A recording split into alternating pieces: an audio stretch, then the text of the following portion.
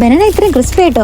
It's impossible എന്ന് നിങ്ങൾ പറയും, പക്ഷേ നമുക്ക് ഇത് ക്രിസ്പി ആയിട്ട് തന്നെ ഫ്രൈ ചെയ്തെടുക്കാനായിട്ട് പറ്റും. Banana finger fry. പഴുത്ത ബനാനയെ എങ്ങനെ ഫ്രൈ ചെയ്തെടുത്താലും കുറച്ച് നേരം കഴിയുമ്പോൾ തളർന്നു കുത്തിയിരിക്കത്തില്ലേ? ഇത് അങ്ങനെ ഇരിക്കത്തില്ല, നല്ല ക്രിസ്പി ആയിട്ട് എത്ര നേരം വേണമെങ്കിലും ഇരിക്കും കേട്ടോ. അപ്പോൾ അതിനായിട്ട് ഒരുപാട് പഴുത്ത ബനാന എടുക്കരുത്. ആ പഴുപ്പ് സ്റ്റാർട്ട് ചെയ്യുന്നുണ്ടല്ലോ, ആ ഒരു പാകം എത്തുമ്പോഴത്തേക്കിനും നമ്മൾ ഈ ബനാന ഇങ്ങനെ കട്ട് ചെയ്തെടുക്കുക. അതിനുശേഷം റസ്ക് പൊടി ആവശ്യമായിട്ടുണ്ട്. ബ്രിട്ടാനിയയുടെ റസ്ക്കാണ് ഞാൻ എടുത്തിട്ടുള്ളത്. അതിനകത്ത് ഏലക്കൊക്കെ ആഡ് ചെയ്തിട്ടുള്ളത് കാരണം കുറച്ചും കൂടി ടേസ്റ്റ് ആയിരിക്കും കേട്ടോ.